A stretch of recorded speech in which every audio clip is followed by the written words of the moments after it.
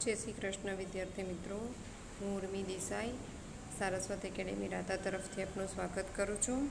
તો ધોરણ 11 જીવ વિજ્ઞાનમાં આપણે પ્રકરણ 1નો અભ્યાસ કરી રહ્યા છીએ। પ્રકરણ 1માં આપણે અત્યાર સુધી નામકરણ વિશે જોયું, નામકરણ પદ્ધતિ વિશે। તો હવે આપણે નામકરણ પદ્ધતિમાં જ એક ડગલું આગળ વધીએ અને નામકરણને હજી વધારે સારી રીતે સમજીએ। તો જોઈએ નામકરણ પદ્ધતિ। તો કે નામકરણ પદ્ધતિ આપણે અત્યાર સુધી જોઈ ગયા કે દ્વિનામી નામકરણ પદ્ધતિનો વપરાશ થાય છે। નામકરણ માટેના કેટલાક સાર્વત્રિક નિયમો છે જેના દ્વારા તમે વૈજ્ઞાનિક નામો આપી શકો છો। હવે નામકરણ પદ્ધતિમાં સૌથી મહત્ત્વનું શું છે તો કે વર્ગીકરણ। તમે કોઈપણ સજીવનું જ્યાં સુધી વર્ગીકરણ નહીં કરો ત્યાં સુધી તમે એને નામ આપી શકો નહીં। કોઈપણ સજીવોની અર્થકારક જૂથ વહેંચણી કર્યા બાદ તેને નામ આપવામાં આવે છે, તેનું નામાધિકરણ કરવામાં આવે છે, જેને આપણે કહીશું વર્ગીકરણ।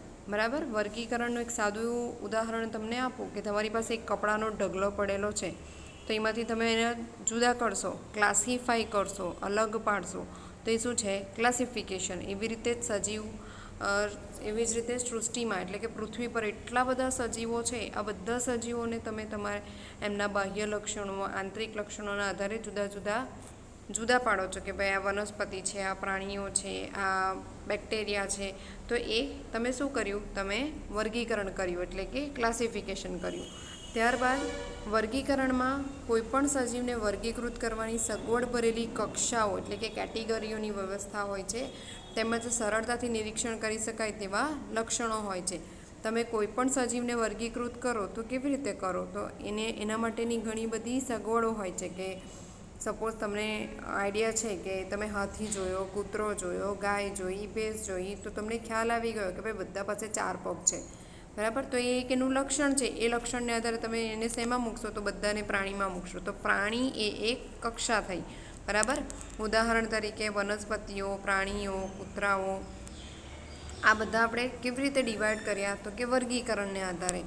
હવે જે પ્રાણી વિશે કે સજીવ વિશે તમે વિચારો છો તેની છબી છતી થાય છે। હવે હું એમ કહું કે આલ્સેશિયન, તો તમારા મગજમાં તરત જ જર્મન શેફર્ડ જે ડોગ છે એની છબી આવે। હું આલ્સેશિયન એવું કહું તો કોઈને હાથી દેખાય? નથી દેખાતો, બરાબર। સસ્તનની વાત કરીએ તો આપણા મગજમાં એવી છબી તૈયાર થાય છે કે જેની પાસે સ્તન હોય એ સસ્તન। ઉદાહરણ તરીકે ઘઉં, કોઈ પણ વનસ્પતિ, કોઈ પણ પ્રાણી, કોઈ પણ સજીવનું હું નામ આપું એટલે તમારા મગજમાં એના વિશેની છબી તૈયાર થશે। આ બધા જ માટે સુલભ કક્ષાઓ પાડેલી છે। આ કક્ષાઓને વૈજ્ઞાનિક શબ્દ દ્વારા પ્રયોજવામાં આવે છે જેને કહેવાય છે વર્ગકો એટલે કે ટેક્ઝા। હવે ટેક્ઝા એટલે શું એ સમજીએ કે તમે સારસ્વત વિદ્યાલયમાં અભ્યાસ કરો છો, બરાબર।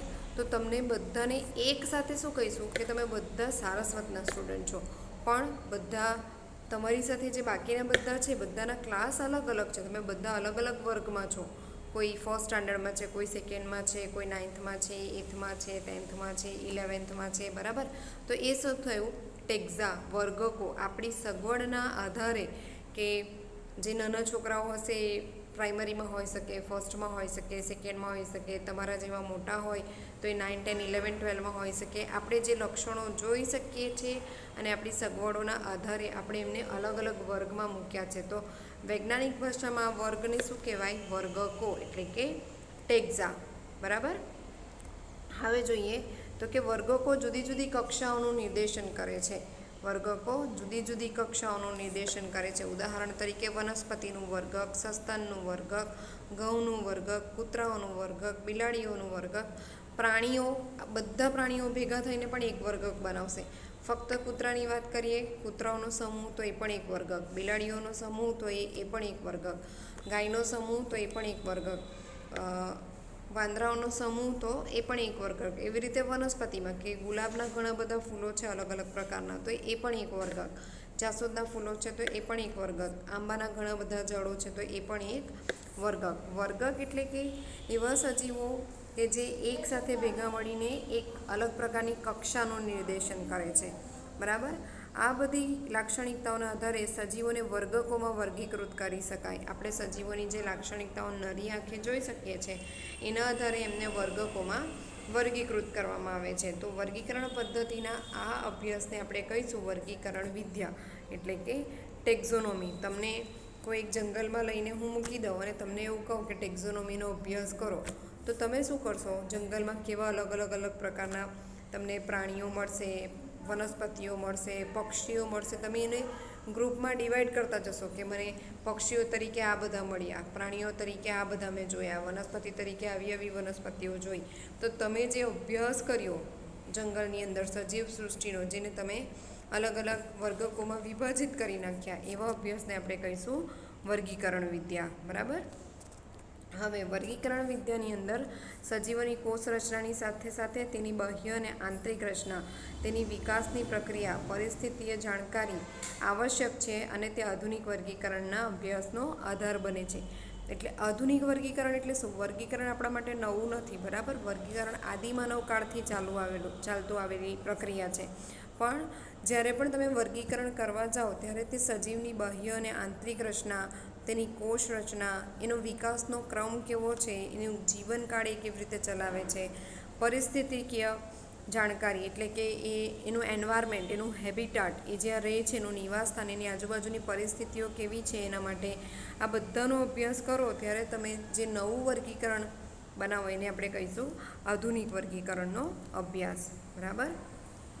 ત્યાર પછી આપણે જોઈએ કે વર્ગીકરણ માટે શેની જરૂર પડે. જો તમારે જેવી રીતે મેં તમને ઉદાહરણ આપ્યું કે હું તમને જંગલમાં મૂકી દઉં અને તમારે વર્ગીકરણ વિદ્યા એટલે કે ટેક્ઝોનોમીનો અભ્યાસ કરવાનો છે, તો તમને શેની જરૂર પડે? તો કે તમને લક્ષણીકરણ એટલે કે કેરેક્ટરાઇઝેશન, ઓળખ વિધિ એટલે કે આઈડેન્ટિફિકેશન, વર્ગીકરણ અને નોમેનક્લેચર, આ બધા જે નાના પાયાઓ છે એ બધા પાયાઓનો સાથે આપણો ઉપયોગ કરીએ તો આપણે વર્ગીકરણ વિદ્યાનો અભ્યાસ કરી શકીએ. તમે જંગલમાં જઈ આવ્યા, પ્રાણીઓ, પક્ષીઓ, વનસ્પતિઓ જોઈ આવ્યા, પણ તમને એના લક્ષણો ખબર નથી, તમે એને ઓળખાવી શકતા નથી, તો તમે એનું વર્ગીકરણ કે નામાંકરણ કેવી રીતે કરશો? બરાબર. એટલે જો ટેક્ઝોનોમીનો અભ્યાસ કરવો હોય તો આપણે આ 4 મૂળભૂત પાયાના સિદ્ધાંતોને અનુસરવા પડે.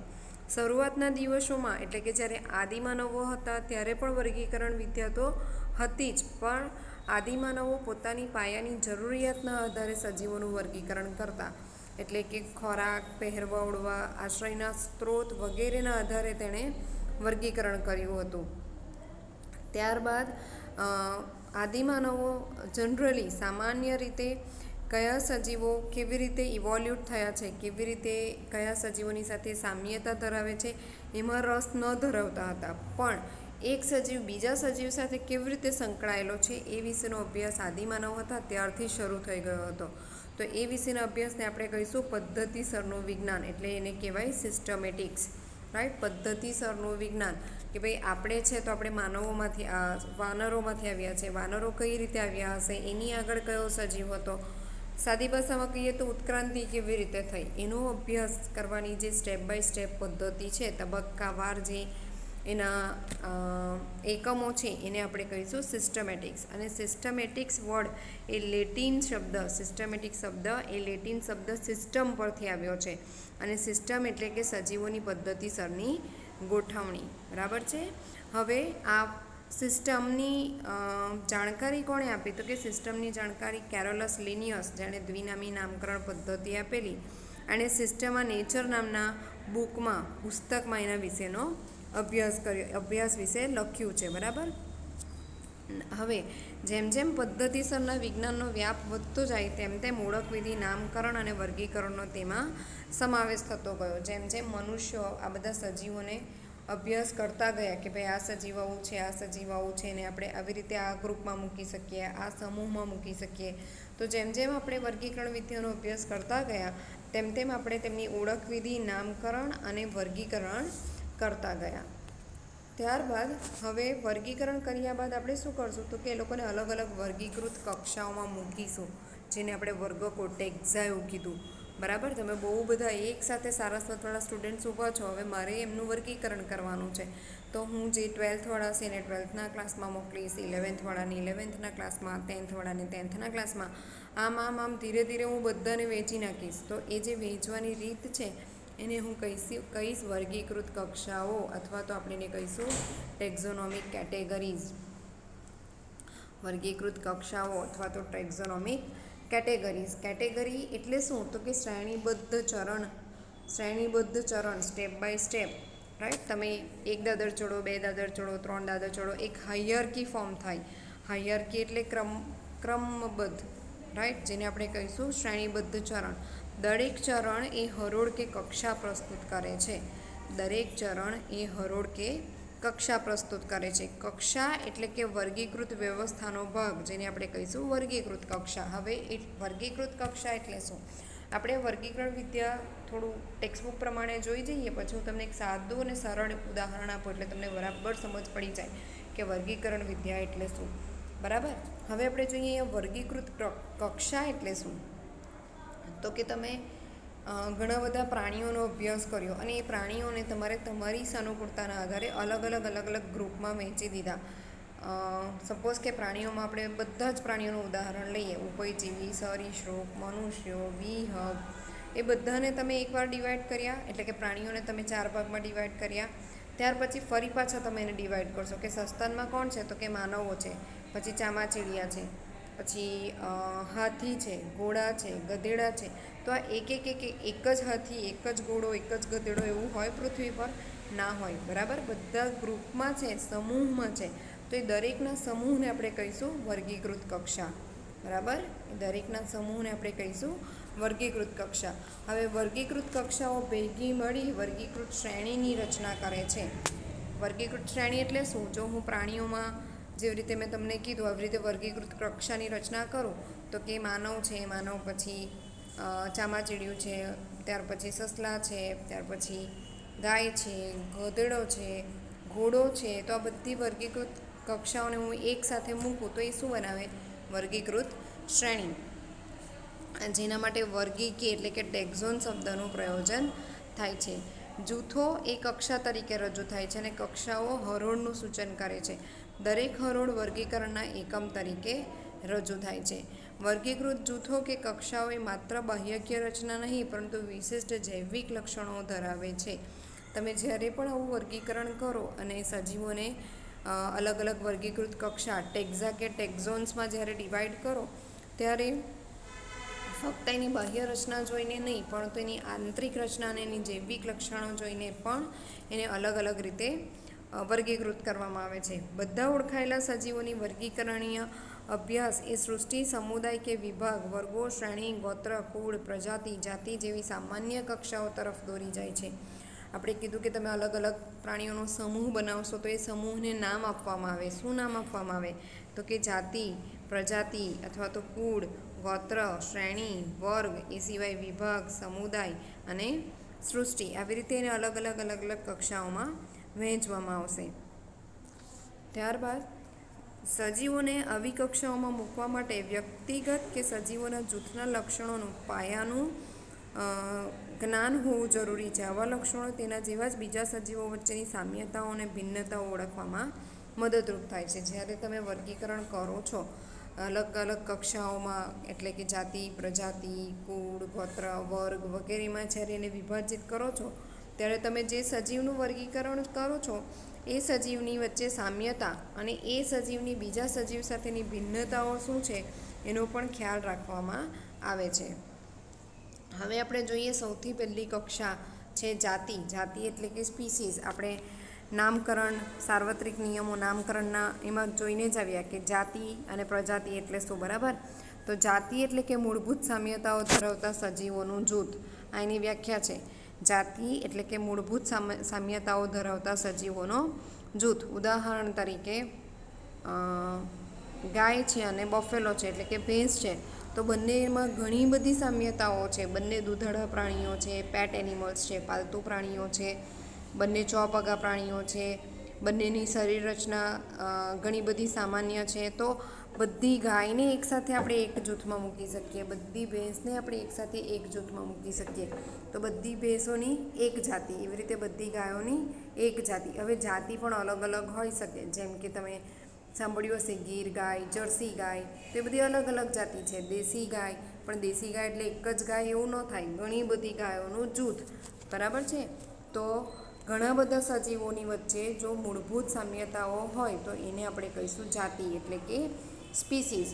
વિશિષ્ટ રચનાકીય તફાવતને આધારે એક જાતિ એ નજીકનો સંબંધ ધરાવતી અન્ય જાતિથી અલગ કરી શકાય. જેવી રીતે મેં તમને કીધું કે એક જ ગાય કે એક જ ભેંસ હોય એવું નહીં, એક જ જાતિમાં ઘણી બધી ગાય હોય અને ઘણી બધી ગાયોમાં 2 જાતિ કે 3 જાતિ પણ હોઈ શકે. ઉદાહરણ તરીકે અહીંયા આપણે ઉદાહરણ લીધું છે મેન્જીફેરા ઇન્ડિકા એટલે કે આંબો, સોલેનમ ટ્યુબરોઝમ એટલે કે બટાકા અને પેન્થેરા લિયો એટલે કે સિંહ. હવે આંબો આખા વર્લ્ડમાં આંબો એક જ નથી હોવાનો, બરાબર, પણ ઇન્ડિયામાં હોય તો એની જાતિ એક ઇન્ડિકા.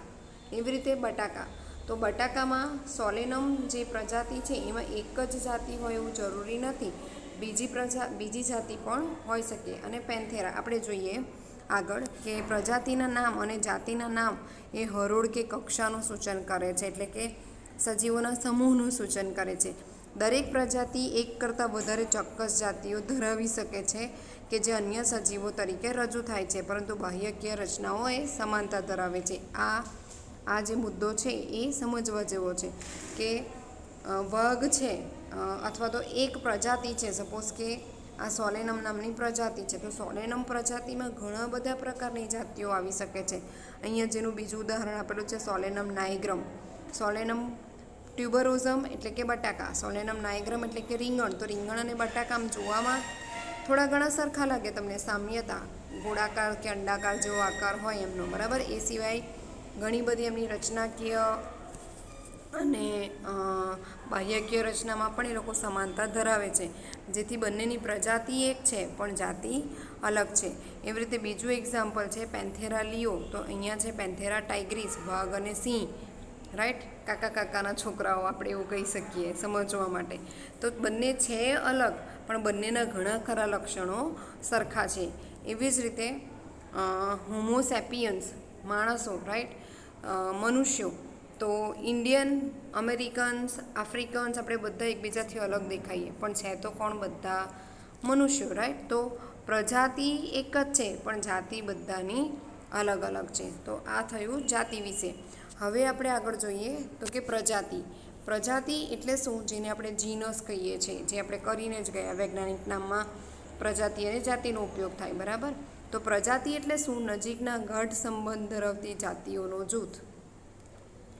એવી જાતિઓ જે એકબીજા સાથે સંબંધ ધરાવે એ ભેગી મળીને પ્રજાતિની રચના કરે. જેવી રીતે આપણે જોયું કે આ બટાટા અને રીંગણ કેવા છે? બંને વચ્ચે સામ્યતા ઘણી બધી છે, એટલે બંનેને એક જ પ્રજાતિમાં આપણે મૂકી દીધા અને એ પ્રજાતિ છે સોલેનમ, બરાબર. ત્યાર પછી સિંહ, દીપડો અને વાઘ.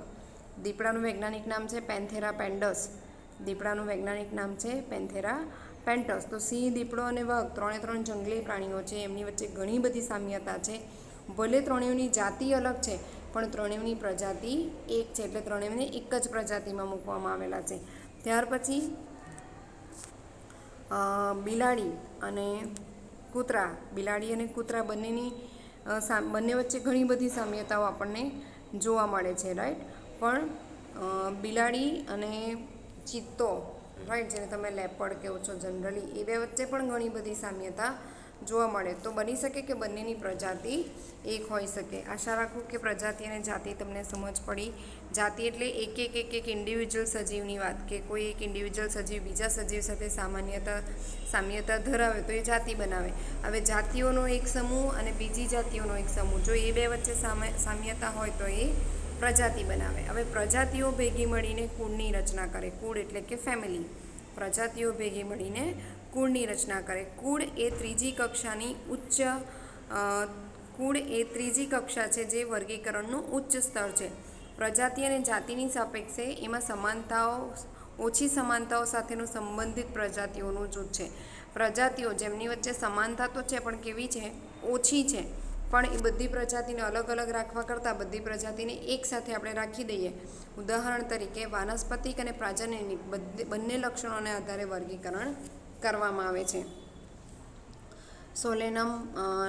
સોલેનમ, પેટુનિયા અને ધતુરા ત્રણેય કુળ છે અને ત્રણેય કુળમાં ત્રણેય પ્રજાતિ જુદી જુદી, પરંતુ ત્રણેય કુળ એક જ છે, સોલેનેસી, રાઈટ. સોલેનમ એટલે આપણે બટાકા અને રીંગણ જોયા.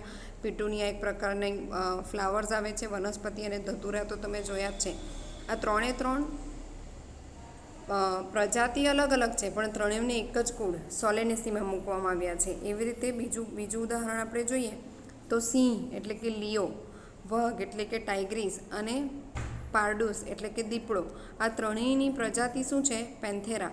પણ ત્રણેયની પ્રજાતિને ફેલિસ પ્રજાતિ એટલે કે બિલાડીની પ્રજાતિની સાથે મૂકવામાં આવેલા છે અને કુળનું નામ આપ્યું છે ફેલિડીએ.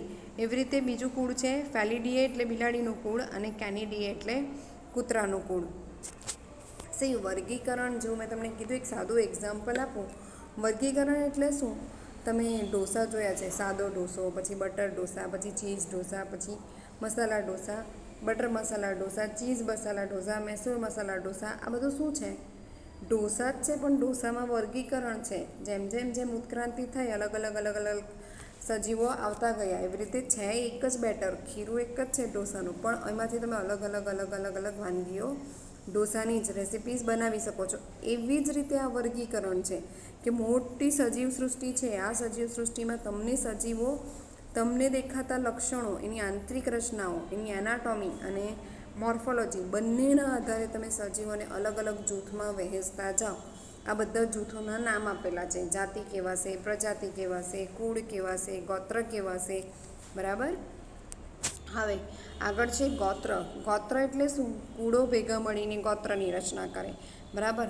ગોત્ર અને અન્ય ઉચ્ચ વર્ગીકરણ કક્ષાઓ લાક્ષણિક સમૂહોના આધારે ઓળખાય છે. સરખા લક્ષણોવાળા કુળો, આ એની વ્યાખ્યા છે, સરખા લક્ષણોવાળા કુળો ભેગા મળીને ગોત્રની રચના કરે છે. જેમ કે કોન્વ્યુલેસી અને સોલેનેસી આ બંને કુળ છે, ફેમિલી છે, અને ફેમિલી ભેગી મળીને જે ગોત્ર બનાવે છે એનું નામ છે પોલિમોનિયલ્સ. એવી રીતે જો પ્રાણીઓમાં જોઈએ તો કેનિડી અને ફેલિડી. કેનિડી એટલે કૂતરાનું કુળ અને ફેલિડી એટલે બિલાડીનું કુળ. બંને ભેગા મળીને એક ગોત્રની રચના કરે છે જેનું નામ છે કાર્નિવોરા. બરાબર, જેનું નામ છે કાર્નિવોરા. ત્યારબાદ ગોત્ર બાદ આવશે વર્ગ. ગોત્રની બાદ આવશે વર્ગ. વર્ગ એટલે જે ગોત્રો એકબીજા વચ્ચે સામ્યતા ધરાવે એ ગોત્રો ભેગા મળીને વર્ગની રચના કરે. જેમ કે વાનર, ગોરિલા, ગિબ્બન આ બધા પ્રાઇમેટ છે. જ્યારે વાઘ, બિલાડી, કૂતરો એ બધા કાર્નિવોરા ગોત્રમાં આવે. બે ગોત્ર ભેગા થયા અને એમણે વર્ગ બનાવ્યો સસ્તન. બરાબર. એટલે જેમ તમે વર્ગીકરણમાં નીચેથી ઉપર જાઓ ને, જેમ સપોઝ કે મેં તમને આખી સૃષ્ટિ આપી દીધી છે વર્ગીકરણ કરવા માટે, તો તમે શું કરો છો? ઉપરથી નીચે જશો. બહુ બધા સજીવ છે તો બધા સજીવોને ધીરે ધીરે વિભાજિત કરતા જશો. તો ઉપરથી નીચે ઉતરશો ને તો ભિન્નતામાં વધારો જોવા મળશે. અને જો તમારે નીચેથી બધા સજીવોને સાથે કરતાં અલગ અલગ ગ્રુપમાં ગોઠવતા જવાનું છે તો તમારે સામ્યતામાં વધારો જોવા મળશે. બરાબર. વર્ગ એટલે એવું યાદ રાખો કે અલગ અલગ ગોત્રના સજીવો, અલગ અલગ ગોત્ર એકબીજા સાથે સામ્યતા ધરાવતું હોય તો બે ભેગા મળીને વર્ગ બનાવે છે. ત્યારબાદ છે સમુદાય. સમુદાય એટલે કે ફાઇલમ. સસ્તનોના વર્ગની સાથે મત્સ્ય, ઉભયજીવી, સરીસૃપ, વિહગ એ પણ વર્ગ જ છે. મત્સ્ય વર્ગ, ઉભયજીવી વર્ગ, સરીસૃપ વર્ગ, વિહગ વર્ગ બધા વર્ગ છે. બરાબર. અને આ બધા વર્ગો ભેગા મળીને રચના કરશે સમુદાય મેરુદંડીની. મેરુદંડી સમુદાય એટલે શું એ આપણે સવિસ્તાર તમારા ચોથા ચેપ્ટરમાં પ્રાણી સૃષ્ટિનો અભ્યાસ એમાં જોઈશું. પણ મેરુદંડ એટલે કે આપણી પાછળની કરોડરજ્જુ. આપણો જ્યારે ગર્ભ અવસ્થામાં વિકાસ થાય ત્યારે આ મેરુદંડ કરોડરજ્જુમાં પરિણમે છે મનુષ્યની અંદર અને બીજા પ્રાણીઓની અંદર. પણ અમુક પ્રાણીઓ જ કે જેમાં મેરુદંડ કરોડરજ્જુમાં તો પરિણમે છે પણ બહુ નાનો હોય છે, તો એવા પ્રાણીઓમાં ઉભયજીવી, સરીસૃપ અને વિહગનો સમાવેશ કરી શકાય. બરાબર. તો આ બધા વચ્ચે કંઈક ને કંઈક સામ્યતા છે, એટલા માટે એમને એક જ સમુદાય મેરુદંડીમાં મૂકવામાં આવ્યા છે.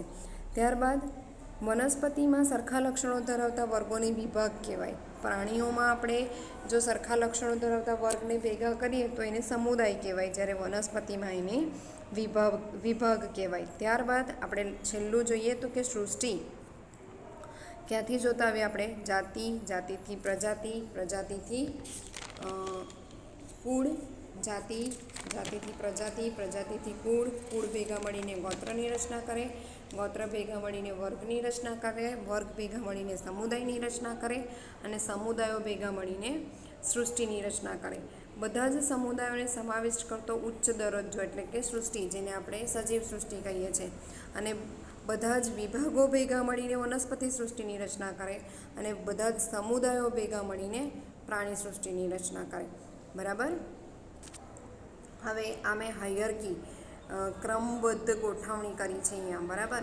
તો આપણે જે જોઈ ગયા કે સજીવોને કેવી રીતે વર્ગીકૃત કરવામાં આવે, તો કે જાતિ એટલે કે એક સજીવોનો સમૂહ ભેગા મળે ત્યારે એ પ્રજાતિની રચના કરે. પ્રજાતિ, બે પ્રજાતિ ભેગી મળે તો કુળની રચના કરે. બેથી વધારે કુળ એકબીજા વચ્ચે સામ્યતા ધરાવતા હોય તો એ ગોત્રની રચના કરે. બેથી વધારે ગોત્ર સામ્યતા ધરાવતા હોય તો વર્ગની રચના કરે. બેથી વધારે વર્ગ એકબીજા વચ્ચે સામ્યતા ધરાવતા હોય તો જો પ્રાણી વિશે વાત કરીએ તો એ સમુદાયની રચના કરે અને વનસ્પતિ વિશે વાત કરીએ તો એ વિભાગની રચના કરે. અને આ બધા જ સજીવો છેલ્લે ભેગા મળીને શેની રચના કરે, તો કે સજીવ સૃષ્ટિની રચના કરે. હવે આ હાયરાર્કીમાં તમે અહીંયા નીચે તમે જાતિમાં એક પ્રાણીઓના સમૂહની વાત કરી કે પ્રાણીઓના સમૂહ છે. આ પ્રાણીઓના સમૂહને તમે ભેગા કરતા જાઓ એમની સામ્યતાના આધારે તો નંબર્સ વધતા જશે એટલે પ્રજાતિ બનશે. તો તમે જ્યારે આવી હાયરાર્કી બનાવો છો તો શું થાય છે, તો કે સામ્યતામાં ઘટાડો થાય છે. ઉપર પહોંચતા એટલા બધા સજીવો થઈ જશે કે એ બધા આપણને ભિન્ન જ લાગશે. એમની વચ્ચે સામ્યતા દેખાતી નથી. બહુ ઓછી સામ્યતા દેખાશે પણ સામ્યતાનો રેશિયો બહુ ઓછો હશે. તો જેમ જેમ આપણે વર્ગીકરણ નીચેથી ઉપર જતા જઈએ તેમ સામ્યતામાં ઘટાડો થતો જાય. અને જો ઉપરથી નીચે આવીએ, અહીંયા બહુ બધા સજીવો છે, જેમ ઉપરથી નીચે એને વિભાજિત કરતા આવીએ તો સામ્યતામાં વધારો થશે. બરાબર. હવે એક તમારી ટેક્સ્ટ બુકમાં ટેબલ આપવામાં આવ્યો છે, એમાં તમને સમજાવવામાં આવ્યું છે કે વર્ગીકરણ કેવી રીતે ઉપયોગી છે. તો તમે જોઈ શકો છો કે મનુષ્યનું વૈજ્ઞાનિક નામ શું છે, હોમો સેપિયન્સ. રાઈટ. તો હોમો સેપિયન્સમાં હોમો એ પ્રજાતિ છે અને સેપિયન્સ એ જાતિ છે. કુળ છે હોમિનિડી, ગોત્ર છે પ્રાઇમેટા, વર્ગ છે સસ્તન અને સમુદાય અથવા તો વિભાગ છે મેરુદંડી. ત્યાર પછી છે ઘરમાખી. ઘરમાખીનું વૈજ્ઞાનિક નામ છે મુસ્કા ડોમેસ્ટિકા, જેમાં મસ્કા એની પ્રજાતિ છે, ડોમેસ્ટિકા એની જાતિ છે અને મસ્કીડી એનું કુળ છે. એટલે મસ્કીડીમાં મસ્કા ડોમેસ્ટિકા સિવાય બીજી પ્રજાતિ જાતિના પણ સજીવો હશે. ગોત્ર ડિપ્ટેરા, વર્ગ કીટક અને સમુદાય સંધિપાદ. ત્યાર પછી ત્રીજું છે મેન્જીફેરા ઇન્ડિકા, જેમાં પ્રજાતિ છે મેન્જીફેરા, કુળ છે એનાકાર્ડિયેસી, સેપિડેન્સેલ્સ, ગોત્ર દ્વિદળી વર્ગ અને સમુદાય આવૃત બીજધારી વિભાગ આવૃત બીજધારી વનસ્પતિ છે એટલે વિભાગ. ત્યારબાદ ટ્રિટિકમ એસ્ટિવમ, ઘઉંનું વૈજ્ઞાનિક નામ, જેની પ્રજાતિ છે ટ્રિટિકમ, કુળ છે પોએસી, ગોત્ર છે પોએલ્સ, વર્ગ છે એકદળી અને વિભાગ છે આવૃત બીજધારી. તો આવી રીતે જ્યારે તમને ઘણા બધા સજીવોનો સમૂહ આપી દેવામાં આવે અને તમે તમારી સમજના આધારે, આપણે બધાનું સેક્શન લઈને છેદ લઈને માઇક્રોસ્કોપમાં એની આંતરિક રચના નથી જોતા. બરાબર. એ બધું વૈજ્ઞાનિક લોકો રિસર્ચ માટે કરે છે. પણ જો તમને હું એવી રીતે સજીવોનો સમૂહ આપી દઉં તો તમે પોતાની સમજના આધારે એને વર્ગીકૃત કરી શકો છો. ઉદાહરણ તરીકે તમારી બાયોલોજીની લેબમાં તમે પ્રાણી સૃષ્ટિ, વનસ્પતિ સૃષ્ટિ વિશે અભ્યાસ કરશો ને તો તમે જોશો કે ભાઈ બધા સજીવોને અલગ અલગ સમુદાયમાં, પ્રાણીઓ છે તો સમુદાયમાં વિભાજિત કરેલા છે અને વનસ્પતિઓ છે તો વિભાગમાં વિભાજિત કરેલા છે. એ સિવાય એક બીજું ઉદાહરણ આપું તમને વર્ગીકરણનું, કે તમારી પાસે એક કબડ છે ને કબડમાં બધા કપડાઓનો ઢગલો છે, તો તમે એ કપડાઓને અલગ કરશો. રાઈટ. જે બોયઝના છે, ગર્લ્સના છે, તો આ થયું પહેલું વર્ગીકરણ. અને જે પહેલું ગ્રુપ બન્યું એ તમારું એક વર્ગ. હવે બોયઝ અને ગર્લ્સના કપડામાં તમે સેપરેશન કરશો કે બોયઝના છે તો ટી શર્ટ અલગ, પેન્ટ અલગ, શર્ટ અલગ, ફોર્મલ પેન્ટ અલગ, દેન ટ્રેક પેન્ટ્સ અલગ. રાઈટ. તો એ ફરી પાછું તમે એક જૂથ બનાવ્યું. એવી રીતે ગર્લ્સના છે તો ગર્લ્સની અંદર તમે પાછા એક કપડામાં ડિવિઝન કરશો કે સલવાર સૂટ છે, જીન્સ છે, ટી શર્ટ છે, ટ્રાઉઝર્સ છે, પંજાબી ડ્રેસ છે, સાડી છે. તો એ તમને એક આખી સૃષ્ટિ આપી દીધી છે અને તમે અલગ અલગ ગ્રુપમાં વિભાજિત કરો છો, જેને આપણે કહીશું વર્ગીકરણ. અને આ વર્ગીકરણ માટે લક્ષીકરણ, ઓળખવિધિ એટલે કે આઈડેન્ટિફિકેશન, નામકરણ અને વર્ગીકરણ વિશેનું પાયાનું જ્ઞાન હોવું જરૂરી છે. કે વિદ્યાર્થી મિત્રો, તો આપણે સજીવ સૃષ્ટિમાં જે એના મુખ્ય સિદ્ધાંતો છે એ આપણે અત્યાર સુધીમાં ભણી ગયા છીએ.